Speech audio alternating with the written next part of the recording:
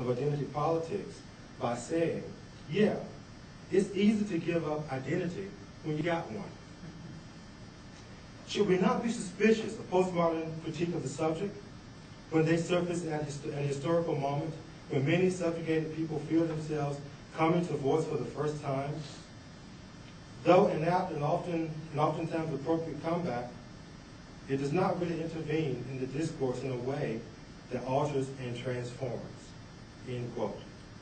While Hooks, like myself, is appreciative of the emancipatory potential of the postmodern critique of essentialism, such a critique can go too far and result in what I call political paralysis. In dismantling the subject, the basis for resistance is also dismantled. And as I've argued elsewhere, every construction must have historic reconstruction. The subjectivity formed by the master narrative must be deconstructed.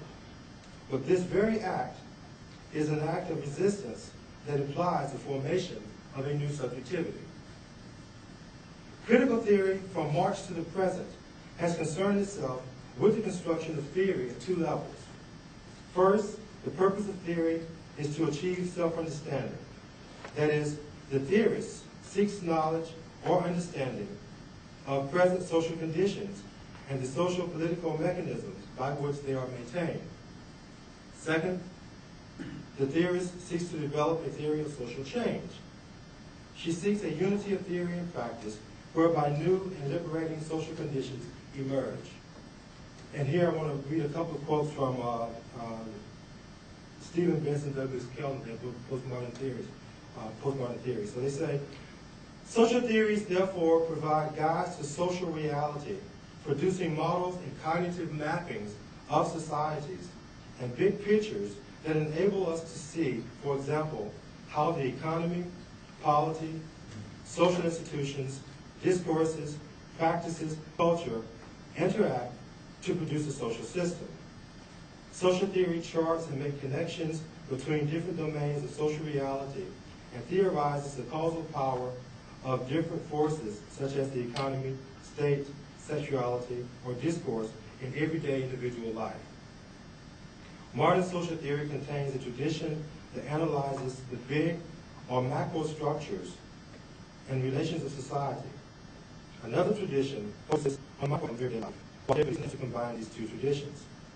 End quote. Best and Kellner argue that the best form of social theory is one that creates a dialectical relationship between traditional types of social theory with its focus on macro structures and postmodern theory with its focus on the microstructures. Postmodern theory, without a macro-level social theory, becomes a mere celebration of fragmentation and results in political paralysis. I quote again a very lengthy quote from Best and Kellner, then I'll move into the Makuza piece. Some postmodern theory, to be sure, always provides illuminating analysis of contemporaries, yet by rejecting dialectics, postmodern theory tends to be more fragmentary and empiricist, failing to articulate significant distinctions or connections between various phenomena. The critics, by contrast, analyze mediations between particularities and totalities, parts and whole, individual artifacts and events, and social processes and structures. In contrast to the postmodern caricature of dialectics as a mystical and teleological logic of history, dialectics for critical theory is primarily a method for describing relationships between different domains of social reality, such as the economy and state or culture. The category of mediation, vermittlung, is above all an interpretive category for depicting the constituting forces and connections of a given phenomenon, rather than having a device or consensus, as in some Hegelian versions of dialectics. And they continue. The challenge for critical social theory is therefore to combine its perspectives into an illuminating theory of the present age.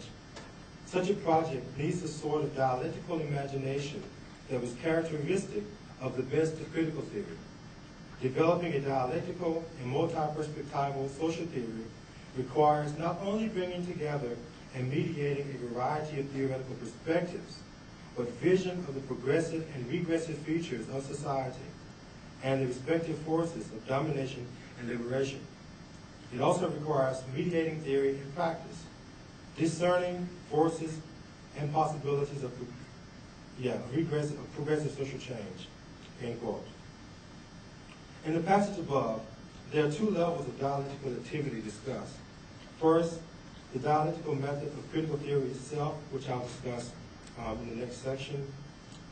And the second is the dialectic between critical theory and postmodern theory. Part 3, a postmodern note on dialectics. I said earlier that the angel of history occupied two positions, that of the postmodern and that of the prophetic. These two positions are not in opposition to each other, but are two sides of the same emancipatory coin. The postmodern side entails the prophetic insofar as it sees the social conditions in which we live and is horrified by this sight. It sees the nakedness of the master. It sees the endless piling up of ruins in the name of progress. However, this is not one that should be timid. The angel is compelled to go back and fix things. It wants another social reality. It wants social change. Hence, the prophetic side must have a vision of social change. The angel occupies the position of the dialectic thinker. It is to Macusa's view of the dialectic that we now turn. In the preface to the 1960 edition of Reason and Revolution, entitled A Note on Dialectics, Macusa writes, "This book was written with the hope that it will make a small contribution to the renewal, not of Hegel, but of a mental faculty which is in danger of being obliterated, the power of negative thinking. As Hegel defines it, negative thinking is indeed essentially the negation of that which is immediately before us." End quote. It is important to notice that Macusa does not attempt to revive Hegel. In spite of having written 2 books on Hegel, Macusa was also a critic of Hegel. In chapter 5 of Eros and Civilization, Macusa recognizes that the emancipatory potential of Hegel's philosophy cannot be actualized as it is presented in the Hegelian system, because Hegel himself was unable to break free of the traditional Western philosophical framework that privileged logos over eros. However, we have no time to explore this problem here. Our concern is with Macusa's particular use of the dialectic.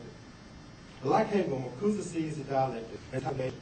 However, for Macusa and Hegel as well, this negation is not for the purpose of reaching a higher synthesis of contradictory concepts, as is often claimed by many postmodernists. For Macusa, the two sides of the dialectic are not unified in a higher concept. Rather, one side of the dialectic is completely canceled out by the other. Negation for Macusa is not the negation of both sides of the dialectic, where a particular moment makes possible the next stage on the dialectical ladder. For Macusa, negation is the erasure of oppressive, repressive, alienating social forces. In this sense, negation is liberation. The negation of the present oppressive reality principle makes possible a liberated, non-repressive reality principle. However, the failure to bring about a non-repressive reality principle is due to repression of negative or dialectical thinking. The dialectical thinker, such as Macusa, sees in the present social structure the potential for liberation, while at the same time is aware of the further development of repressive forces. The contradictions in our society are the result of a promised liberation, while oppressive forces become even more prominent. In fact, this is precisely how such a system maintains itself. In our society, dialectical thinking is under erasure. And here Macusa has much in common with postmodernists. To this extent, he recognizes the problem of totalizing discourses. We might even say that the contradictions in our society are concealed by a certain master narrative or certain master narratives that are designed to make these contradictions invisible to those who suffer from the present order of things. Hokusa differs from the postmodernists insofar as these